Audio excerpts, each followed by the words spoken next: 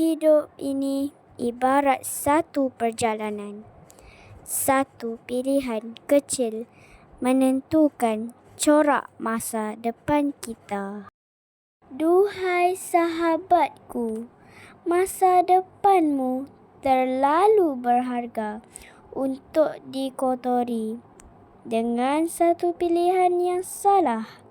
Jangan biarkan dadah meragut masa depanmu. Jika pilihanmu betul, dengarkan ini. Hai, aku ialah dirimu. 10 tahun akan datang. Terima kasih kerana memilih untuk menjauhi dadah. Disebabkan itu, aku berjaya mengejar cita-cita.